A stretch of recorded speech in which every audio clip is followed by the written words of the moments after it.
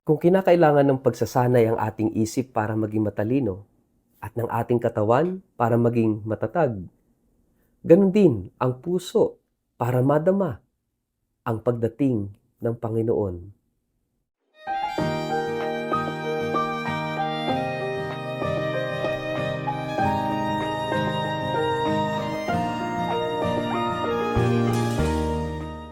Ang mabuting balita ng Panginoon ayon kay San Mateo. Habang sila'y bumababa sa bundok, iniutos sa kanila ni Jesus, "Huwag ninyong sasabihin kanino man ang tungkol sa pangitain hanggat hindi muling nabubuhay ang anak ng tao." Tinanong siya ng mga alagad, "Bakit po sinasabi ng mga tagapagturo ng kautusan na dapat munang dumating si Elias?" Sumagot siya, "Darating nga si Elias upang ihanda ang lahat ng bagay.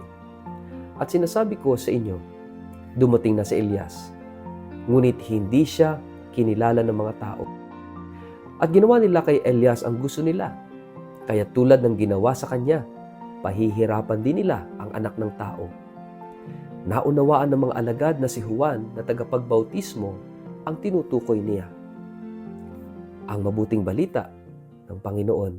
Word of the day, hear what God has to say.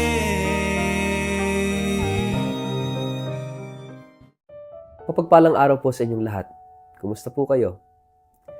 Ang atin pong word of the day ay training. Mga kapatid, pamilyar po ba kayo sa aklat na The Little Prince? Manipis na libro pero napakalalim ng nais ipakahulugan nito. Meron akong paboritong sinabi doon na it is only with the heart that one can see rightly.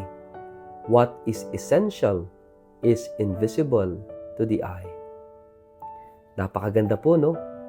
Ang puso ay may kakayanang makita ang hindi nakikita ng mga mata.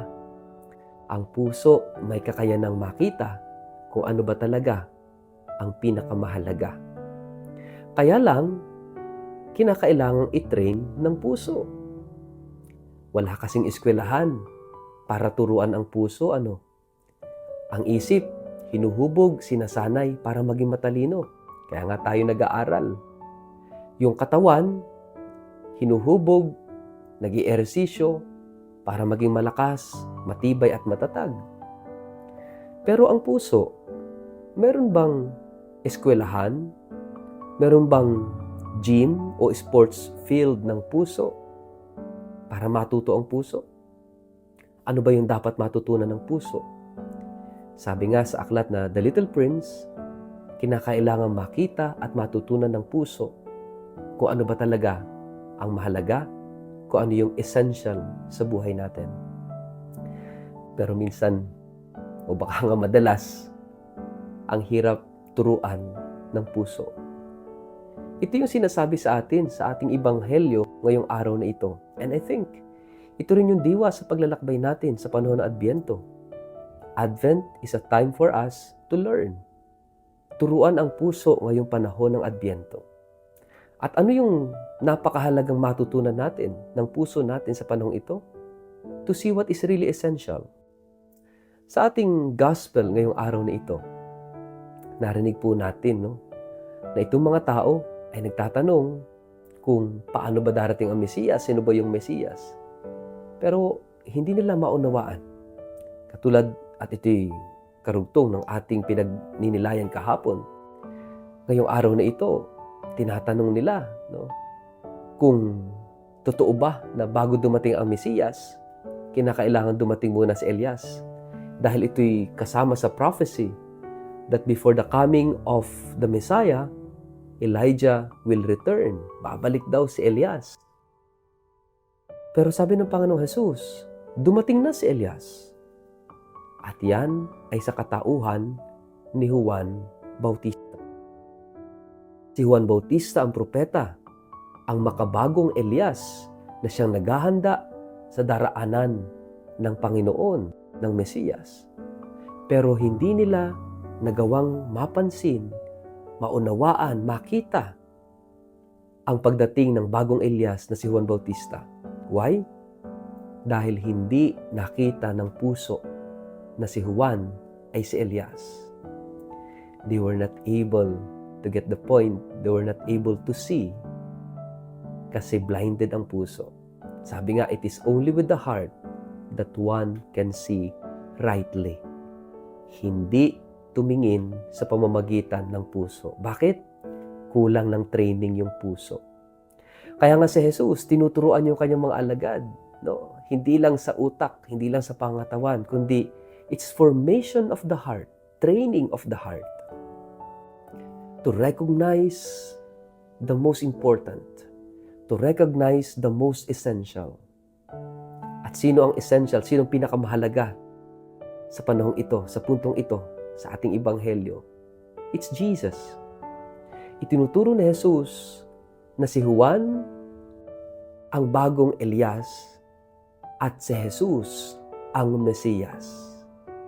Pero hindi natin maifo-focus, makikita na si Jesus ang Mesiyas kung hindi natin gagamitin ang ating puso.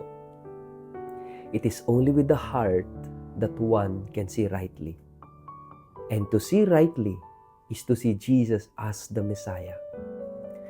Maraming pagkakataon sa buhay natin, mga kapatid, na hindi natin nakikita ang Diyos. Nararamdaman ang Diyos. Napapansin ang Diyos sa buhay natin. Why? Hindi dahil wala siya. Hindi dahil absent siya. Hindi dahil hindi siya dumadaan sa buhay natin. No. God is with us. God is always there.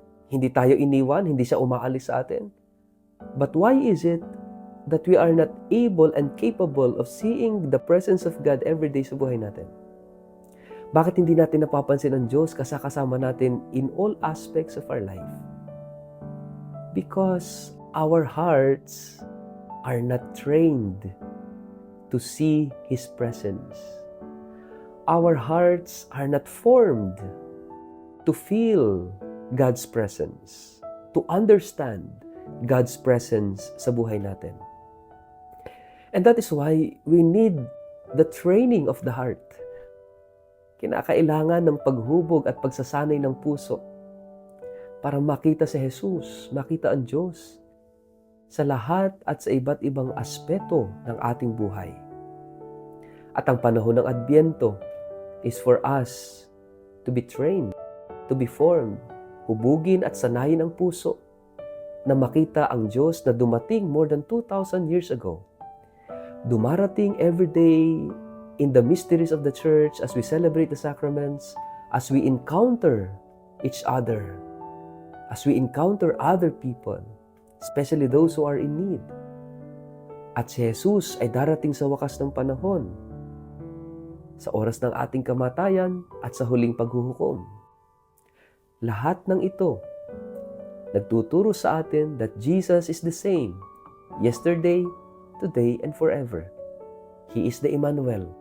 He is the love incarnate. Pero para makita natin ito, para maranasan natin ito, we need the necessary training of the heart. Sa panahon ng Adbyento, mahubog sana tayo at masanay tayo na makita si Jesus, makita ang Diyos sa lahat ng aspeto ng ating buhay. He is with us. He is for us. He is near. Sa ngalan ng Ama, ng Anak at ng Espiritu Santo. Amen. Ama naming Diyos, hubugin at sanayin mo ang aming puso na palaging makita ka, makita si Jesus na iyong anak sa kapangyarihan ng Espiritu Santo sa pang-araw-araw ng aming buhay. Amen.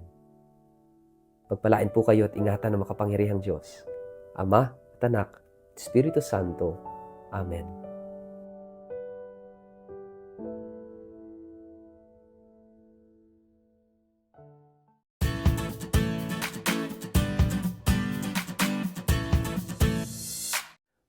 Mag-like, follow at subscribe sa Word of the Day para sa inyong pang-araw-araw na inspirasyon. Inaanyayahan ko po kayong i-like ang aking Facebook page at mag-subscribe sa aking YouTube channel na Word of the Day. Samahan ninyo ako sa araw-araw na pagninilay ng Ebanghelyo upang mapalalim ang ating pananampalataya at magkaroon ng gabay sa bawat hakbang ng ating buhay, araw-araw. Kaya po, huwag kalimutang mag-follow at mag-subscribe upang manatiling updated sa ating pang-araw-araw na pagninilay. Maraming salamat po at naway patuloy tayong pagpalain ng Diyos.